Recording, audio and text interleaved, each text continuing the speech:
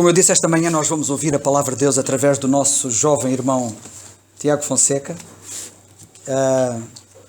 Damos graças a Deus também por ele, pela vida dele e também pelos dons que Deus lhe deu.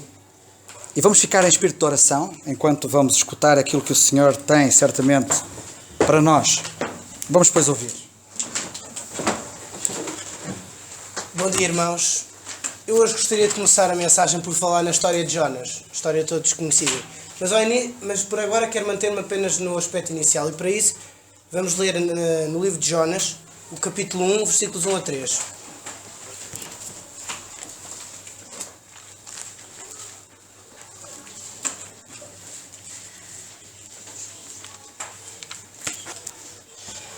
E veio a palavra do Senhor a Jonas, filho de Amitai, dizendo: Levanta-te, vai à grande cidade de Nínive e clama contra ela, porque a sua malícia subiu até à minha presença. Porém Jonas se levantou para fugir da presença do Senhor para Tarsis, e descendo a Jope, achou um navio que ia para Tarsis. Pagou, pois, a sua passagem e desceu para dentro dele para ir com eles para Tarsis, para longe da presença do Senhor. O Senhor disse uma coisa muito simples a Jonas: levanta-te e vai.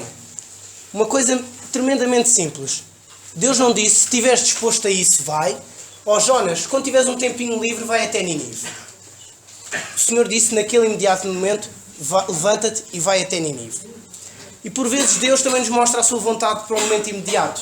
Deus diz para nós irmos até Nínive neste preciso momento. Mas nós às vezes não queremos, às vezes não é aquilo que nos apetece e fazemos, ou tentamos dizer a Deus: olha, se calhar noutra altura, quando me apetecer, ou então fazemos como Jonas. Fugimos porque a vontade de Deus para a nossa vida não é aquilo que nós queremos, tal como não era a vontade de Jonas ir pregar até Nínive. Mas sabem uma coisa? Fugir à vontade de Deus não significa só fugir a um chamado missionário para a África, ou um trabalho com crianças, ou um trabalho com os pobres. Também é fugir à vontade de Deus quando decidimos ignorar os dons que Deus nos deu para usarmos na sua obra, só porque não são aqueles dons que nós queríamos.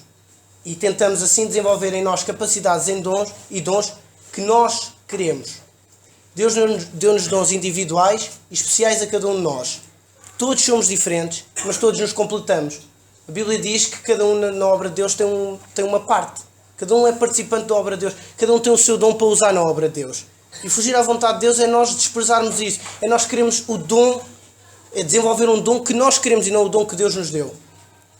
Também é fugir à vontade de Deus quando mantemos amizades, relações, parcerias e até mesmo negócios com outras pessoas que não são da vontade de Deus. Se Deus não quer essas relações de diversas naturezas na nossa vida, é porque isso é o melhor para nós. Mas tudo isto é fugir à vontade de Deus porque se baseia numa coisa: é o eu querer fazer a minha vontade e não a vontade de Deus. Mas o problema mais grave nesta história toda é que, além disto ser um problema pessoal, ou seja, que afeta a cada um individualmente, também é um problema da Igreja.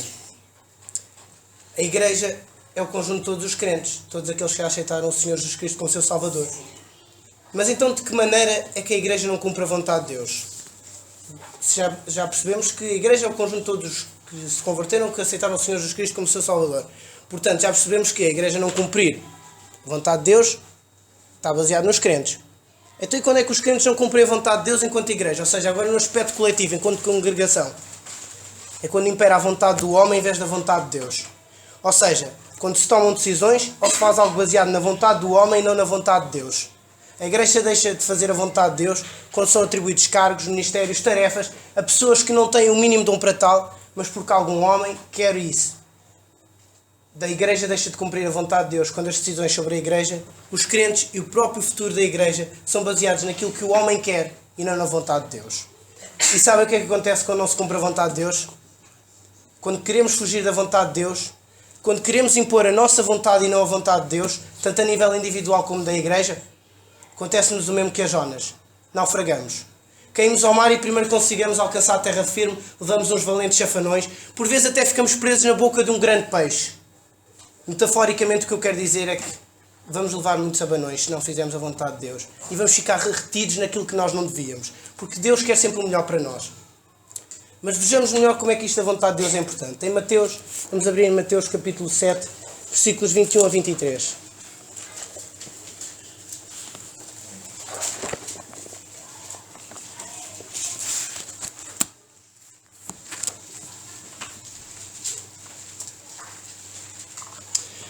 Diz assim a palavra do Senhor: Nem todo o que me diz, Senhor, Senhor, entrará no reino dos céus, mas aquele que faz a vontade de meu Pai que está nos céus. Muitos me dirão naquele dia, Senhor, Senhor, não profetizámos nós em teu nome? E em teu nome não expulsámos demónios? E em teu nome não fizemos muitas maravilhas? E então lhes direi abertamente, nunca vos conheci, apartai-vos de mim, vós que praticais a iniquidade. O contexto em que se aplica a passagem é da dispensação do reino, e muitos até poderão pensar, ok, isto não faz sentido para agora, estamos na dispensação da graça, portanto isto não se aplica a nós. Digo-vos, é tão atual agora como era naquela altura. E porquê? A salvação é pela graça, certo? É pela fé. Então, mas eu pergunto, qual é a primeira grande vontade de Deus para a nossa vida? É que nos convertamos.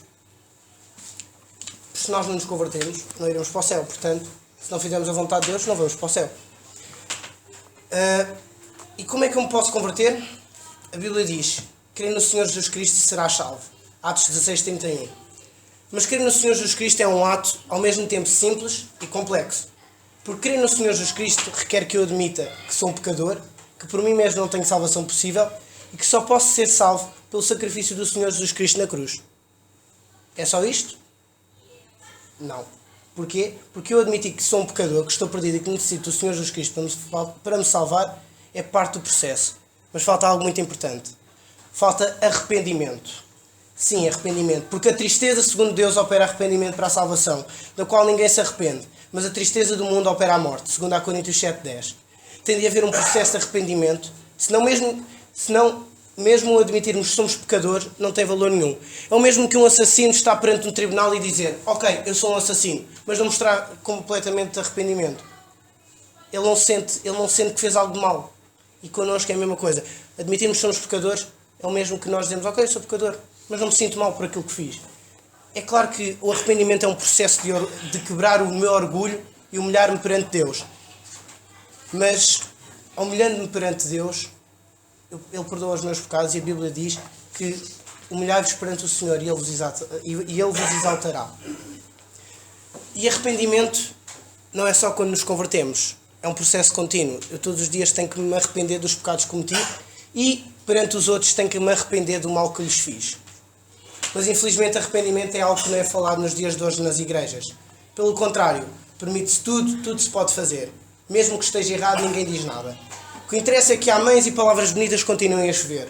E depois, como nunca ninguém lhes diz nada, e como tudo sempre foi permitido, as pessoas sentem-se indignadas e ofendidas quando alguém lhes diz que o caminho que estão a percorrer está errado, têm que voltar atrás, arrepender-se e seguir outro rumo. Se as pessoas se sentem indignadas quando confrontadas com pequenas coisas, como se sentirão com a montanha de pecados que todos temos antes de nos convertermos? Se perante o facto de terem de arrepender-se de pequenas coisas se sentem ofendidas no seu orgulho, então perante o facto de se terem de arrepender dos seus pecados para serem salvas, como é que se sentirão? Se não existe o sentimento de arrependimento nas pessoas que supostamente são crentes, como é que podemos saber se realmente estão salvas? Porque, meus irmãos, uma pessoa não sabe se está salva porque fez aquela oração milhentas vezes, ou porque tem uma data escrita na Bíblia, ou porque algum irmão até lhe diz sim, está salvo, ou até mesmo porque vem todos os domingos. Uma pessoa revela se é salva pela sua atitude. Sim, atitude. Porque uma pessoa salva não revela continuamente atitudes do mundo. A Bíblia fala que as atitudes dos que são crentes e dos que não são claramente manifestas. Em Gálatas, no capítulo 5, nos versículos 19 a 22, não precisam deixem estar que eu leio para não perdermos mais tempo. Porque as obras da carne são manifestas, as quais são prostituição, impureza, lascívia, idolatria, feitiçarias, inimizades, porfias, emulações, iras, pelejas, dissensões e heresias, invejas, homicídios, bebedices, glutonarias e coisas semelhantes a estas, acerca dos quais vos declaro, como já antes vos disse, que os que cometem tais coisas não herdarão o reino de Deus. Mas o fruto do Espírito é caridade, gozo, paz, longanimidade, benignidade, bondade, fé, mansidão e temperança. A Bíblia é clara que nós manifestamos aquilo que há em nós. Se somos de Cristo, o Espírito está em nós e manifesta todas estas coisas. Se somos do mundo, também manifestamos as coisas do mundo. Nós não podemos ser crentes carnais. É claro que os crentes têm sempre a parte carnal, mas este termo de crentes carnais é usado por aqueles que, dizendo-se crentes, mantêm-se no pecado. E se lermos a Bíblia, vemos que isso é totalmente incompatível. Continuação da passagem no versículo 24 e 25 diz: E os que são de Cristo crucificaram a carne com as suas paixões e concupiscências. Se vivemos no Espírito, andemos também no Espírito. Para sermos de Cristo, temos de primeiro abrir mão do nosso eu carnal e mundano. Nós não podemos conciliar as duas coisas. Porque vive não mais eu, mas Cristo vive em mim. E se alguém está em Cristo, nova criatura é. As coisas velhas já passaram. Eis que tudo se fez novo. Então, se tudo se fez novo, eu não posso preservar o meu velho eu. Porque Cristo vive em mim. E como Cristo não é mundano, eu também não posso ser mundano. Ou sou crente ou sou mundano. Que diremos, pois? Permaneceremos no pecado para que a graça abunde? De modo nenhum. Nós que estamos mortos para o pecado, como viveremos ainda nele? Romanos 6, 1-2. É claro que, como já disse, partes do nosso velho eu permanecem por algum tempo ou até mesmo a vida inteira. Porque nós só na glória é que estaremos sem pecado. Teremos novos corpos revestidos de glória e imaculados. Mas como disse, nós aqui apenas permanecemos partes carnais, não tudo. E é claro que também temos tentações. Mas não foi o Senhor Jesus, aquele que vive em nós, também tentado? E Ele não resistiu? E a Bíblia não diz também que não somos tentados além das nossas capacidades? Portanto, as tentações não servem de desculpa para viver em pecado. Mas tudo isto que acabamos de falar só pode ser constatado com um exame a nós mesmos. A Bíblia diz, examinai-vos a vós mesmos, 2 Coríntios 13:5.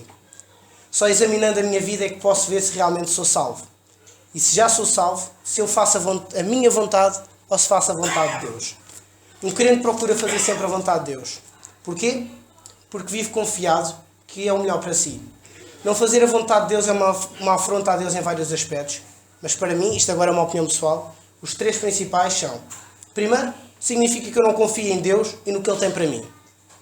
Em segundo, significa que em mim continuam a mandar os meus interesses e não os de Deus.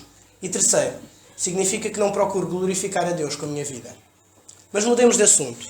Já falámos em vários tipos de pessoas. Já falámos em descrentes, já falámos em crentes e também dentro dos crentes falámos dos que fazem a vontade de Deus e dos que não fazem. Mas há um outro tipo de pessoas, aos pseudo-crentes. São aquelas pessoas que vêm há anos à igreja todos os dias, até participam na obra, até são pessoas que falam de Cristo aos outros, mas não estão salvas. É como o Senhor Jesus fala em Mateus 7, 21-22, como lemos há pouco, que diz: nem todo o que me diz Senhor, Senhor entrará no reino dos céus, mas aquele que faz a vontade do meu Pai, que está nos céus. Muitos me dirão naquele dia: Senhor, Senhor, não profetizámos nós em Teu nome, não expulsámos demónios e em Teu nome não fizemos muitas maravilhas? Então lhes direi abertamente: nunca vos conheci, apartai-vos de mim, vós que praticais a iniquidade. Estas pessoas não estão salvas porque baseiam a sua salvação nas obras. Pensam que chegando ao céu podem dizer: Senhor, eu levei 50 almas a Ti, em Teu nome eu preguei, em Teu nome eu distribuí literatura e panfletos, eu ajudei os pobres e os mais carenciados em Teu nome, eu trabalhei na Tua obra. Mas vão ouvir algo como: nunca vos conheci, apartai-vos de mim, vós que praticais a iniquidade. E isto é muito importante de se perceber. Jesus conhece-nos por viver em nós. Ele conhece-nos por termos aceitado como Salvador. E não vou voltar a repetir a salvação, que falei há pouco. E o que eu pretendo dizer com isto tudo é que as obras para nada servem se antes nós não nos convertermos. Se antes não tivermos aceitado o Senhor Jesus Cristo como nosso Salvador. E sabem porquê?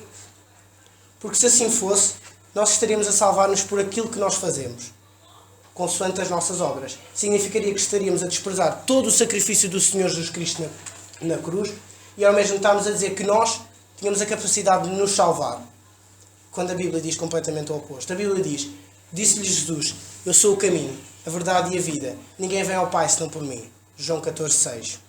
Vamos seguir hoje este caminho. Eu sei que estreita é a porta e apertado o caminho que leva à vida e poucos há que o encontrem. Mateus 7,14. É um caminho em que muitas vezes nos sentiremos sós, mesmo rodeados de supostos crentes, mas é o caminho certo a seguir. É o caminho que conduz à vida eterna. E são apenas necessárias 5 coisas que já falámos hoje: arrependimento, reconhecimento, renúncia, atitude e submissão. Arrependimento de todos os nossos pecados. Reconhecimento pelo que o Senhor Jesus Cristo fez na cruz por nós e que apenas por esse sacrifício podemos chegar até ao Pai. Renúncia ao nosso velho eu e às nossas velhas paixões carnais e mundanas. Atitude, ao deixarmos que seja o Espírito a guiar as nossas atitudes.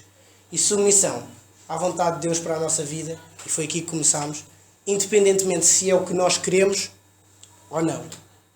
Só assim podemos seguir o caminho estreito que conduz à salvação e que é de graça. Que Deus nos abençoe.